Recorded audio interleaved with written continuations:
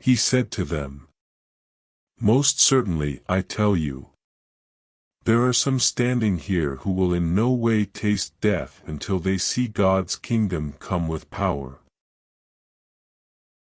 After 6 days Jesus took with him Peter, James, and John, and brought them up onto a high mountain privately by themselves. And he was changed into another form in front of them.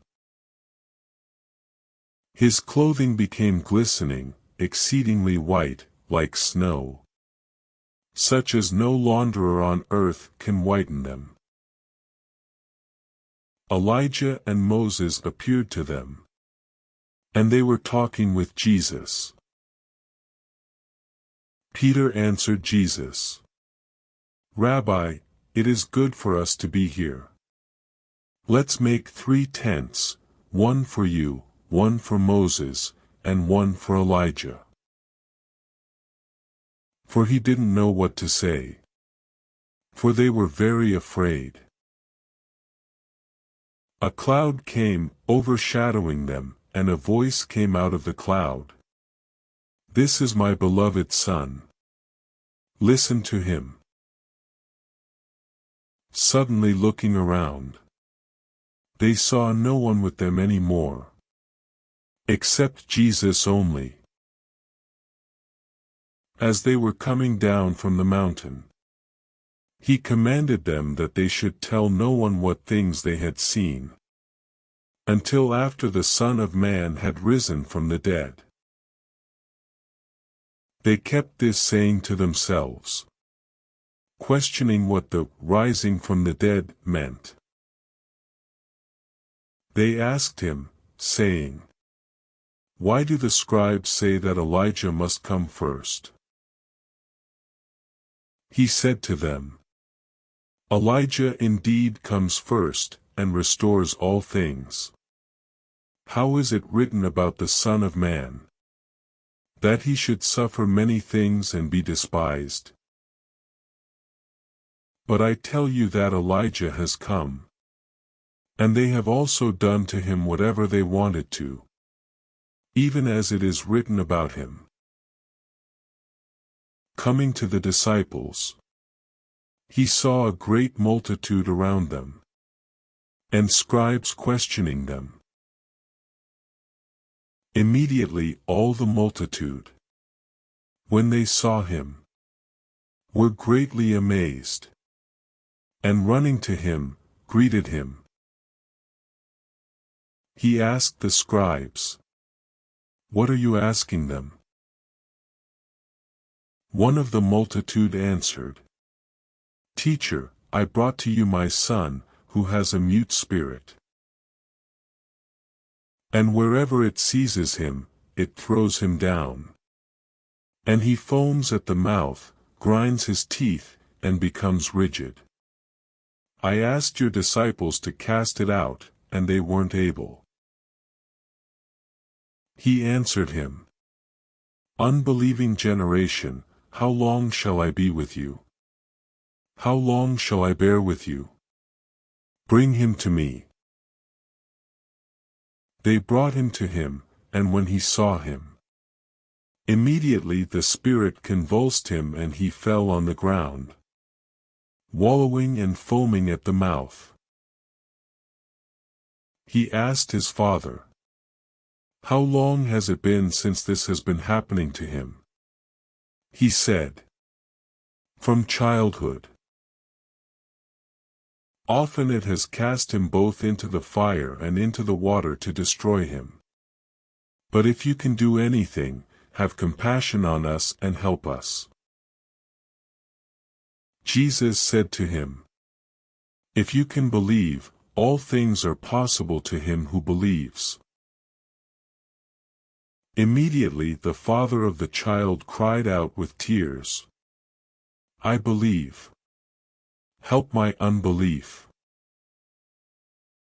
When Jesus saw that a multitude came running together, he rebuked the unclean spirit, saying to him, "You mute and deaf spirit, I command you, come out of him, and never enter him again."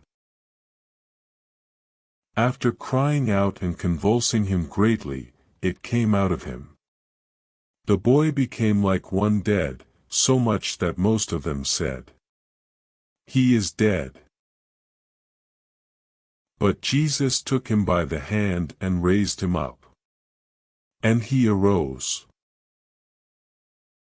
When he had come into the house, his disciples asked him privately, "Why couldn't we cast it out?"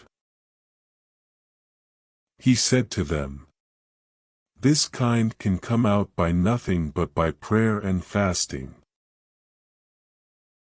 They went out from there and passed through Galilee.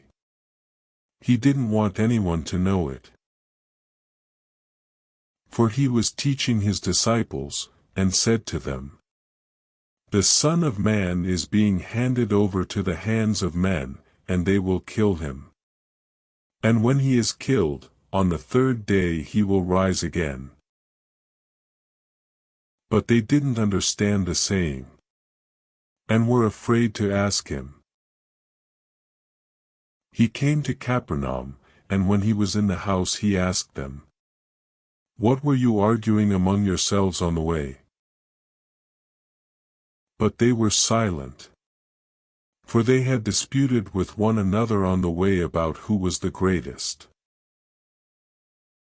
He sat down and called the 12, and he said to them, "If any man wants to be first, he shall be last of all, and servant of all." He took a little child and set him in the middle of them. Taking him in his arms, he said to them, "Whoever receives one such little child in my name receives me. And whoever receives me, doesn't receive me, but him who sent me." John said to him, "Teacher, we saw someone who doesn't follow us casting out demons in your name. And we forbade him, because he doesn't follow us." But Jesus said, "Don't forbid him. For there is no one who will do a mighty work in my name and be able quickly to speak evil of me. For whoever is not against us is on our side. For whoever will give you a cup of water to drink in my name because you are Christ's, most certainly I tell you, he will in no way lose his reward. Whoever will cause one of these little ones who believe in me to stumble, it would be better for him if he were thrown into the sea with a millstone hung around his neck. If your hand causes you to stumble, cut it off. It is better for you to enter into life maimed, rather than having your two hands to go into Gehenna, into the unquenchable fire, where their worm doesn't die, and the fire is not quenched. If your foot causes you to stumble, cut it off. It is better for you to enter into life lame, rather than having your 2 feet to be cast into Gehenna, into the fire that will never be quenched, where their worm doesn't die, and the fire is not quenched.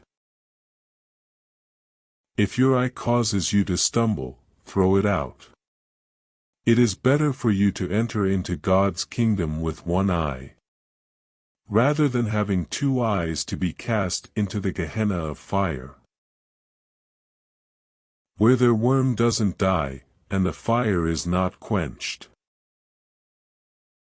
For everyone will be salted with fire, and every sacrifice will be seasoned with salt. Salt is good, but if the salt has lost its saltiness, with what will you season it? Have salt in yourselves, and be at peace with one another.